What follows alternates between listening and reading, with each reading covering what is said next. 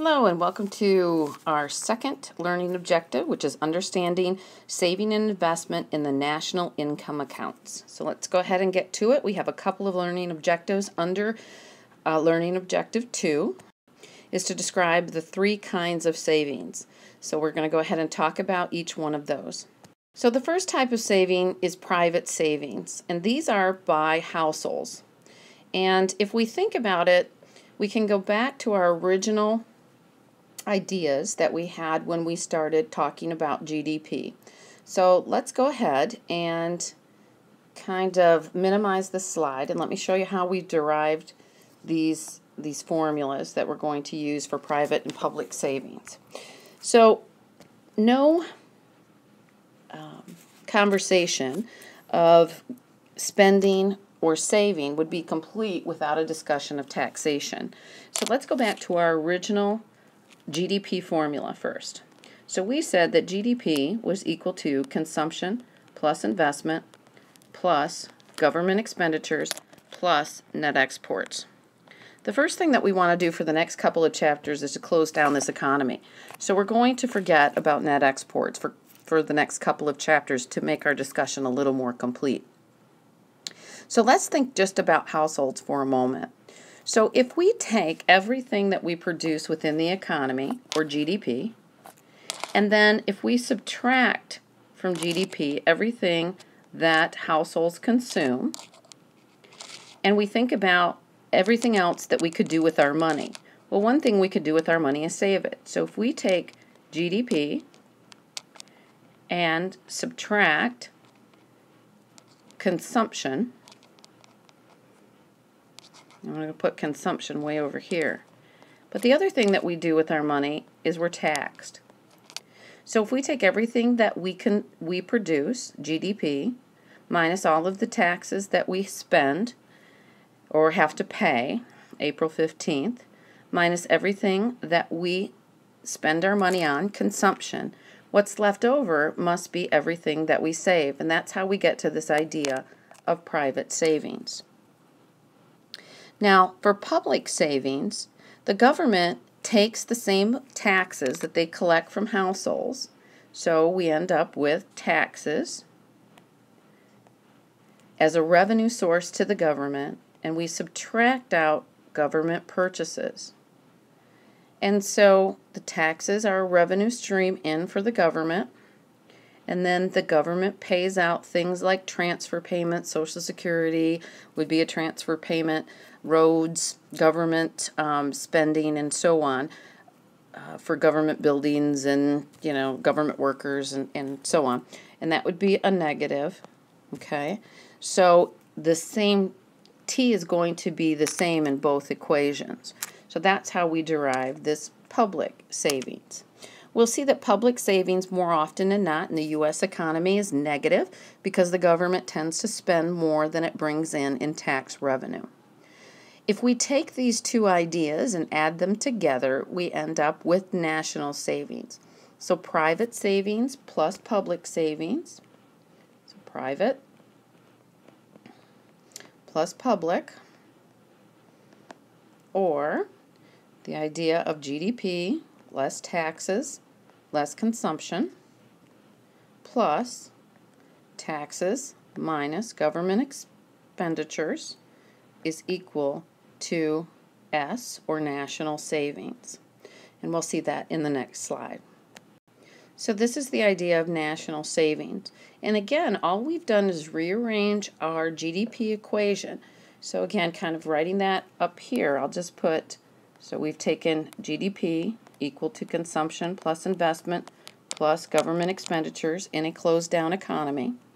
We've subtracted consumption, we've subtracted government expenditures, and we've accounted for taxes in this equation right here.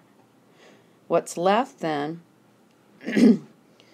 on the left-hand side of the equation is this idea of national savings. So GDP less consumption, less government expenditures is our national savings.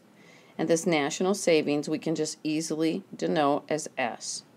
On the right-hand side of the equation, we're still left with I, which is the investment in the economy.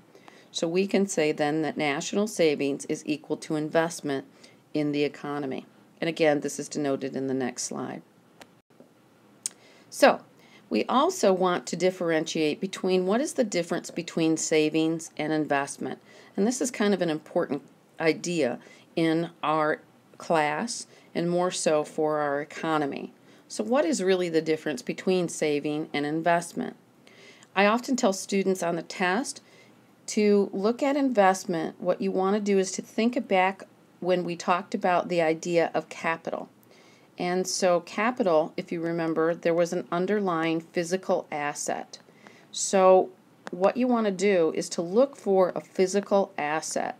And if you can find a physical asset like a building or a house or maybe even some kind of machinery, that's going to be an investment.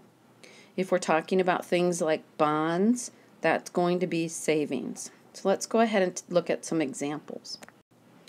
So this equation, these manipulations of the national income accounting identity just starts off with the idea of closing the economy, as I've just discussed. So again, we're closing the economy and getting rid of net exports. This just basically, again, shows the manipulation of the national income identity, as I showed you previously, and showing that really national savings, or our public savings plus our private savings, is going to equal our investment in our economy, or savings equals investment. But again, we want a little more clarification of what is savings. As we discussed a little bit ago, the idea of a budget surplus is when taxes exceed government spending. And this has happened during the Clinton administration. We have actually had a budget surplus. And so this is where we have had tax revenues exceed government purchases. And this is where then we would have a positive public savings.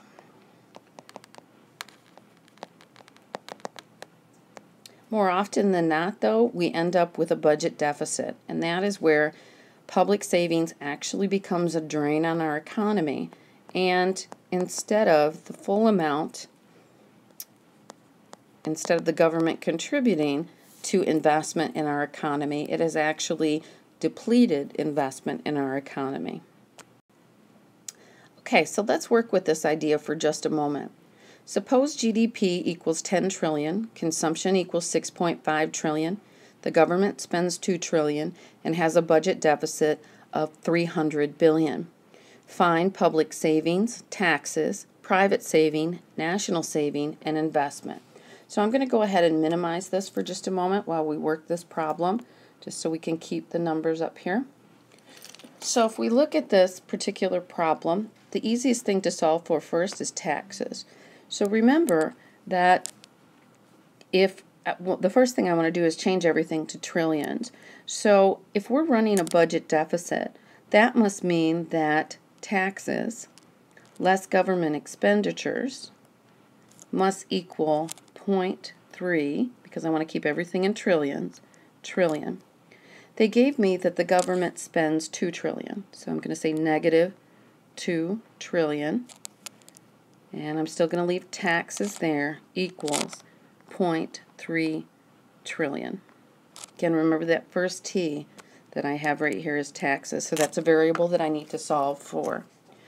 What I can do then is to look at this equation and say, okay, if the government is spending 2 trillion, it must mean that, and we're running a budget deficit, so I definitely want to make sure I keep this negative here. So I want to say then, if I add the 2 trillion to each side of the equation, plus 2 trillion, then taxes must be equal to 1.7 trillion. Okay, so now I have my taxes, so I can just go ahead and draw an arrow, and I'm just going to put 1.7 trillion. Because the taxes that individuals pay, in this case the tax revenue that's received by government, is the same amount that individuals would be paying, probably the easiest thing to think of next would be private savings. So I'm going to go ahead and solve for private savings next, and I'm going to say, okay, the formula for that is GDP less taxes less consumption. GDP is 10 trillion, taxes 1.7 trillion, consumption was given in the problem as 6.5 trillion. 10 trillion less 1.7 less 6.5 is 1.8 trillion. So I know now that that is 1.8 trillion, and so I can write 1.8 trillion private savings. They told me that public savings is the same as the budget deficit, which was negative 0.3 trillion. The private citizenry is saving 1.8 trillion, but the government is spending more than it's taking in by negative 0.3 trillion. So national savings then would be the public savings of 1.8 trillion minus 0.3 trillion, which gives me 1.5 trillion. So national savings then would be 1.5 trillion. Notice, because the government is running a deficit, it's depleting the amount of national savings. Likewise, it's going to deplete the amount of the investment. Instead of 1.8 being put back into the economy, we're only going to put back in $1.5 trillion, because savings has to equal investment. National savings equals investment in the economy. So let's double check our answers. Okay, and it looks like we did it all right. So just making sure here. Okay, use the numbers from the preceding exercise, but suppose now that the government cuts taxes by $2 billion. So in this case, if the government cut taxes by $2 billion, what would happen is really there would be no difference. But in some of the scenarios that we have, assume that consumers save the full proceeds of the tax cut, and then assume that they save a quarter of the tax cut and spend the other 3/4. Rather than work this out, I'm going to go right into the answers, and we'll kind of discuss them a little bit. So in both scenarios, public savings falls by 200 billion, because essentially what the government is doing is cutting the amount of tax revenue coming in by 200 billion when they have a tax cut. When you cut taxes, that's going to make the budget deficit increase by that 200 billion. So you can see that here when they move from 300 billion to 500 billion. If consumers save the whole 200 billion, all right, national savings remains unchanged, because what happens is that tax cut is just moving from public savings into private savings. So really, investment and national savings are both unchanged, because national savings equals investment. However, if consumers save a quarter of it and spend 3/4 of it, what happens is there is an effect, because now that the savings, the 50 billion, or the 0.5, if you will, does go into public savings, private savings, but what happens is the spending falls out because it's in consumption.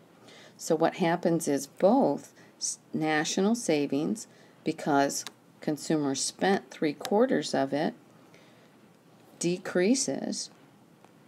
So that decreases savings by 3/4 of the 200 billion, or the 150, and so that decreases national savings, which then in turn will decrease investment by 150 billion as well. So the question is, which is more likely to happen? We know that more realistically, consumers are probably more likely to save a smaller amount of the tax cut and spend the other 3/4. This is important because when we think about things like tax cuts, we can see that that's actually going to increase the budget deficit. So we want to be careful with tax cuts because it will come at an expense, and the expense will be at our national deficit. Why is that important? It's because it really comes at a cost to the investment in our economy. And that's really kind of important because that's the job creation and that's the long-term growth in our economy. Okay, so again, what's the difference between saving and investment? As I said earlier, saving is the income after paying taxes and consumption. So again, that private savings is GDP less taxes, less consumption. So here's some examples of savings. Notice you're not going to see a physical asset. You're going to see things more akin to what we would think of as investing, but it's actually savings. So things like corporate stocks and bonds, okay, certificates of deposit, mutual funds, savings and checking accounts. These are all considered savings, okay? And again, notice there's no underlying physical asset when we talk about savings. So that's kind of an easy way to differentiate between saving and investment. Investment, though, really has that underlying idea of capital when we talked about the factors of production of land, labor, and capital. So here are some examples of investment. Again, a new factory, that's definitely capital. Computer equipment, that's capital. A house, that's a capital in terms of physical assets. So you can easily see the physical assets that are located behind capital. And remember, when we talked about the production function, we said that K for capital, and that's really what we're looking at in terms of investment. So when we talk about savings and investment, the investment side of this really is the capital side of it. The idea of physical assets are those things that we would use to produce more goods and services or increase GDP. Okay, I think that winds us up for our second learning objective. So go ahead and continue on, and I will see you back for learning objective 3. Thanks.